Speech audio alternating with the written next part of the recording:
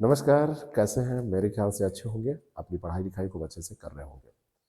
RO की परीक्षा की जब बात आती है, तो इस परीक्षा को बहुत सरल माना जाता है और ख़ास करके जब पीसीएस से इसकी तुलना की जाती है, तो इसको तुलनात्मक तौर पर अत्यंत सरल घोषित कर दिया जाता है।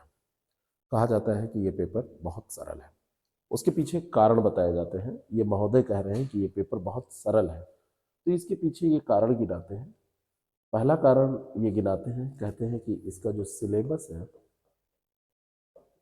वो बहुत शॉर्ट है, छोटा है।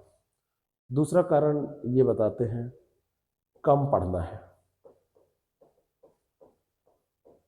क्योंकि छोटा सा सिलेबस है।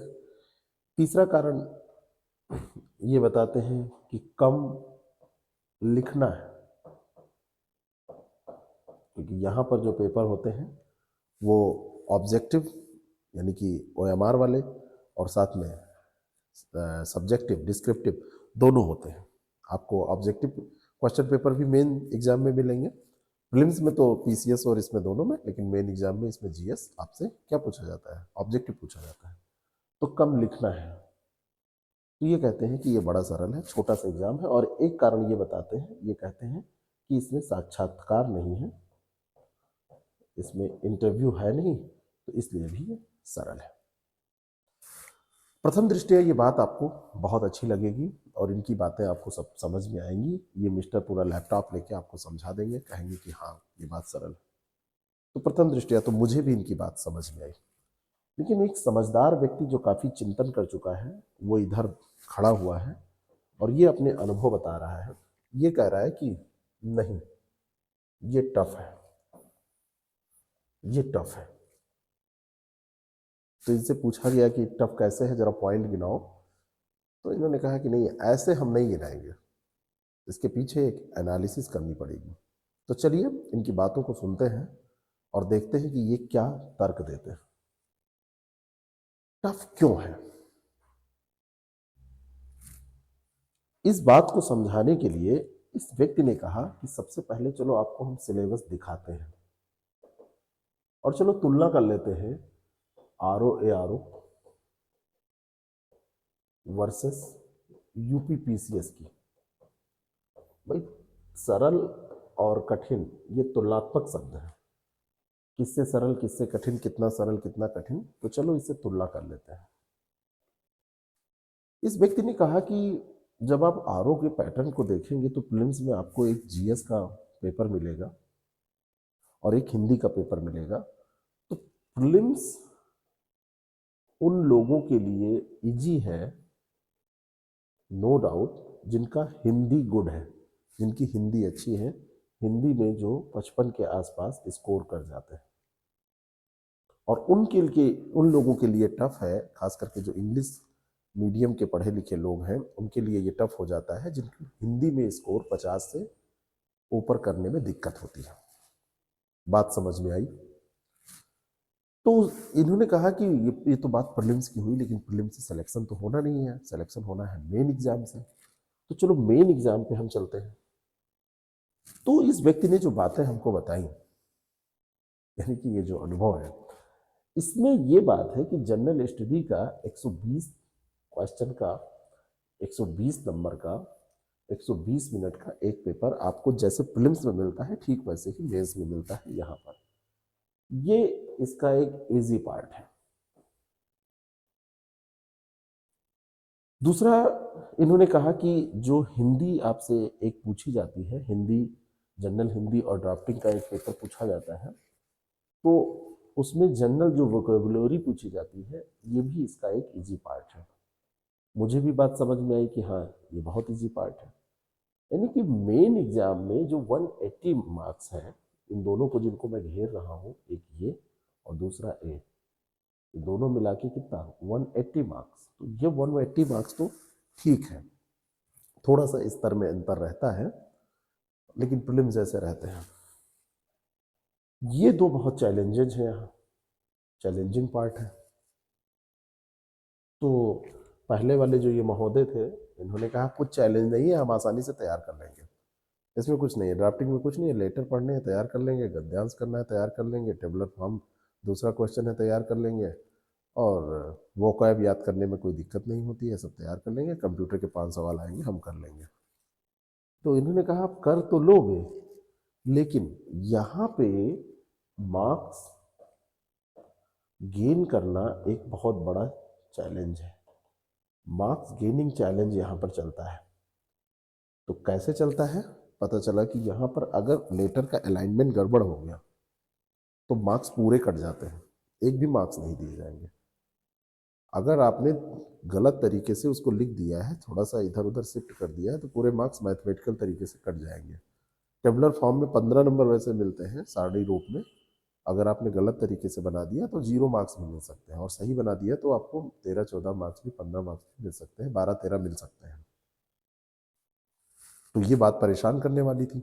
वो कैब आपने सटीक नहीं लिखा तो आपके 20 नंबर वो चले गए। 2-2 नंबर का एक एक वोकैब होता है, 10 हिंदी का 10 अंग्रेजी का, वो आपके चले गए। तो उसने कहा कि हम सब तैयार कर लेंगे, ज़्यादा चिंता ना करो, हम सारा कुछ पढ़ लेंगे, तैयार कर लेंगे, चिंता ना करो, ये सब हो जाएगा। तो कहे एक एस्से वाला भी तो पेपर है, ऐसे में कभी कभी तो बहुत अच्छे मार्क्स मिलते हैं और कभी कभी बड़े खराब मिल जाते हैं। तो ऐसे में क्या करोगे? तो कहे हम प्रैक्टिस कर लेंगे, और ऐसे में भी बहुत अच्छी तैयारी हम कर लेंगे, और ये 400 नंबर का जो पेपर है आपका, इसमें हम अच्छा स्कोर करके दिखाएंगे। तो कितना? तो कहे हम ले आएंगे 60-65% नंबर, क्योंकि 60-65% नंबर से सिलेक्शन हो जाता है मेन एग्जाम में। तो पता चला कि नहीं, 60-65% नंबर से यहाँ आरओ में सिलेक्शन नहीं होता है, यहाँ पर 70% के ऊपर जाना पड़ता है, 400 में 280 से ऊपर जाना पड़ता है, बाकी डिपेंड करता है ईयर वाइज। तो अगर ऊपर जाना पड़ता है, तो अगर किसी एक पेपर में कहीं नंबर कम हो गया तो समस्या हो जाएगी। तो इसने बड़ा अच्छा तर्क दिया।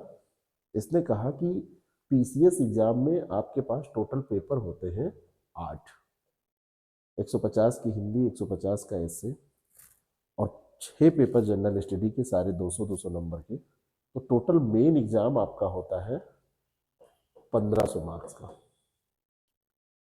यहाँ पर मान लो कि एक पेपर आपका हिंदी का गड़बड़ होता है तो आपने एस्से अच्छा कर लिया, जनरल स्टडी का पहला गड़बड़ हुआ, तीसरा सही कर लिया, जीएस का छठा गड़बड़ हुआ तो आपका एथिक्स अच्छा हो गया, आपका सेकंड गड़बड़ हुआ तो 6 अच्छा हो गया। तो इस तरीके से यहाँ पर चांसेस आपके पास ज़्यादा होते हैं कि आप कवर कर सकें, कवरिंग चांसेस ज़्यादा होते हैं।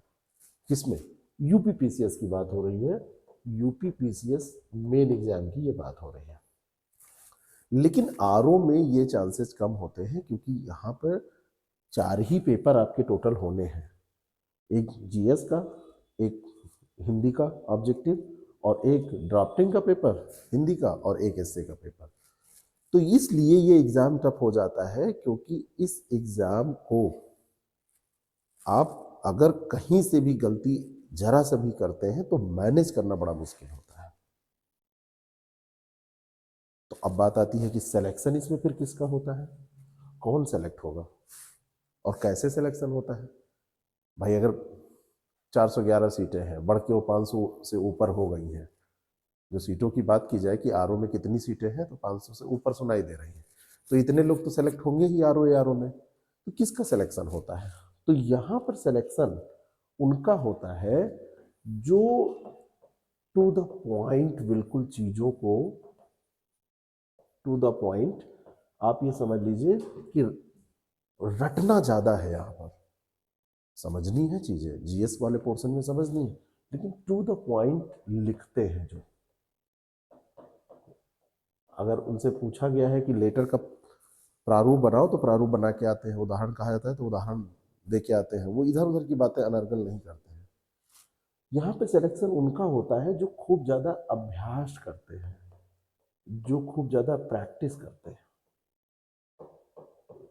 यहाँ पर सिलेक्शन उनका होता है जो एक्यूरेसी जिनके में बहुत ज्यादा होती है। भाई वो जीएस में 120 में 80 कर दिए, बड़ा मुश्किल सा लक्ष्य है, बहुत कठिन टारगेट है, 70 पार करना मुश्किल हो जाएगा जैसा पेपर आ रहा है। लेकिन हिंदी एक पोर्शन ऐसा है जहां पर वो 30 में 30 करके 60 नंबर ले आते हैं, ज़्यादातर सेलेक्ट होने वाले लोग 57 58 नंबर या 60 नंबर, 60 में 60 नंबर लेके आते हैं, तो उनका सिलेक्शन होता है। एक्यूरेसी बहुत ज़्यादा होती है। और पूरे एग्जाम में देखा जाए तो हिंदी का रोल भी बहुत ज़्यादा है। हिंदी का रोल बहुत ज़्यादा है। हिंदी का रोल मैं आपको बताऊं, प्रीलिम्स में 60 मार्क्स आपको दिखते हैं, लेकिन इसमें मेरिट में 55 मार्क्स का रोल, 55 तक लोगों को आ जाता है। और मेन एग्जाम में हिंदी को आप देखेंगे तो ऑब्जेक्टिव जो हिंदी पूछी जाती है 60 नंबर की, दूसरी जो सब्जेक्टिव हिंदी पूछी जाती है ड्राफ्टिंग वाला वो 100 नंबर का, और जो निबंध पूछा जाता है, निबंध निबंध आपका वो भी हिंदी ही होता है, ये हिंदी निबंध होता है, तो ये 120 नंबर का। मेन एग्जाम में 280 नंबर की तो हिंदी ही है, 120 नंबर का ही तो केवल जीएस है।